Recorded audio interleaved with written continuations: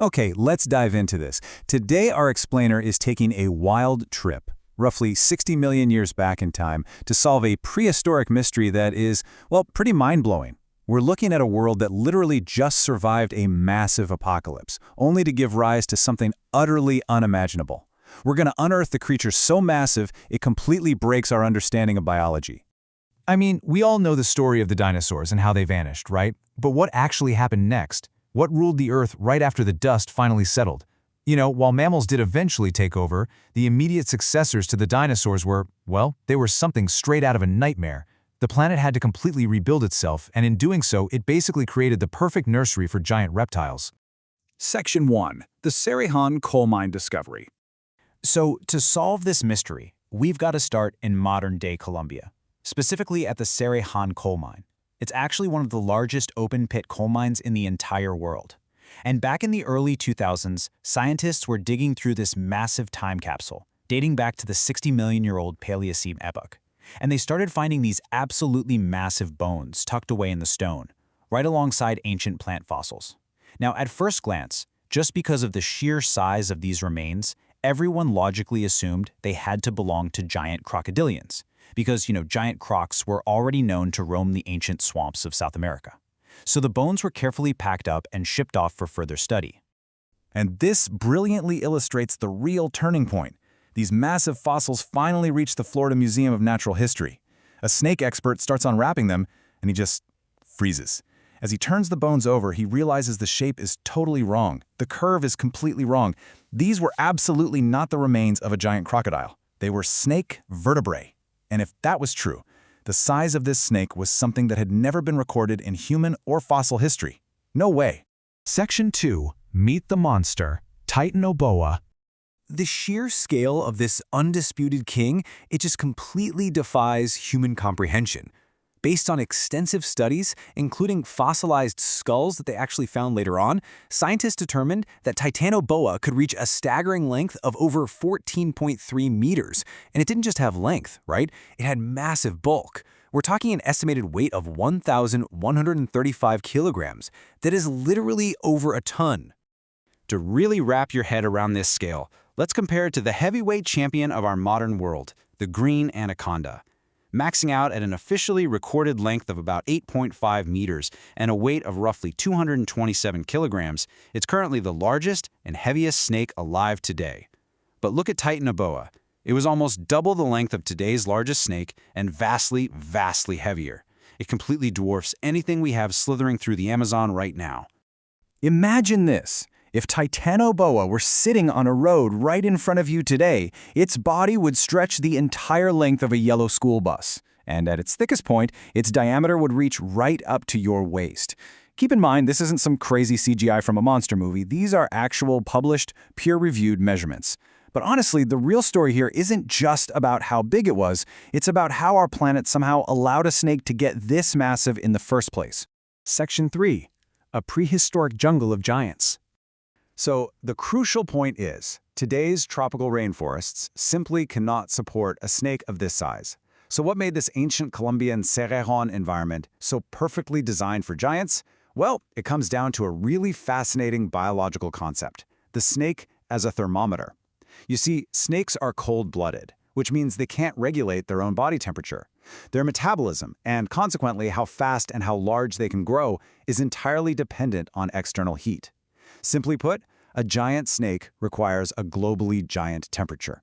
Back in 2009, a team led by Jason Head published a really interesting paper in the journal Nature. They argued that we can actually calculate ancient climates just based on Titanoboa's massive size. For a snake this ridiculously large to exist, the Paleocene neotropical rainforest had to average an astounding 30 to 34 degrees Celsius. Now compare that to today's hottest tropical rainforests, which average around 26 to 27 degrees. That means Titanoboa's world was roughly 4 to 8 degrees hotter than ours. Now, I should mention this does spark a bit of debate. Some scientists argue that, well, maybe snakes behaved differently back then, moving between water and shade to regulate temperatures, making it a bit more complex, but the overall consensus remains this was a brutally hot world. And the Cerrejón mine acts as a literal time capsule of this exact environment. This was a world with absolutely zero ice caps anywhere on the globe. None. The air held extremely high moisture levels, making it incredibly, suffocatingly humid. And Titanoboa wasn't even the only giant around. Scientists found fossils of giant turtles with shells the size of pool tables, literally large enough for you to lie down on. They also dug up early crocodiles with heavy jaws and blunt, crushing teeth. It was just this hot, swampy nursery, perfectly designed to pump out massive, semi-aquatic reptiles. Section 4. The Ambush Predator's Strategy. Okay, so how does a school bus-sized snake actually hunt in a swamp full of giant turtles and crocodiles? During a 2011 expedition, researchers pulled off something incredibly rare. They found 3 actual Titanoboa skulls.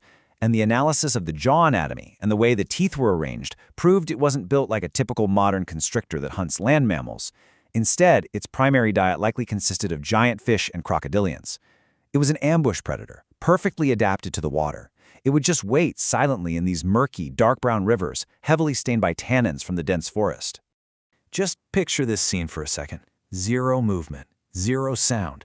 Just a 40-foot shadow lurking under submerged tree roots. It would leave only its eyes and nostrils slightly above the water surface, and it would wait patiently for days at a time in waters with absolutely 0 visibility. Then, the very moment a giant fish or a crocodile swam by, bam, it would strike in a split second, coiling around its prey with unstoppable force. Just terrifying. Section 5. The Climate Extinction Debate. Now, what's really interesting about this slide is the sheer mystery of it all. Around 58 million years ago, this invincible king just abruptly vanished from the fossil record.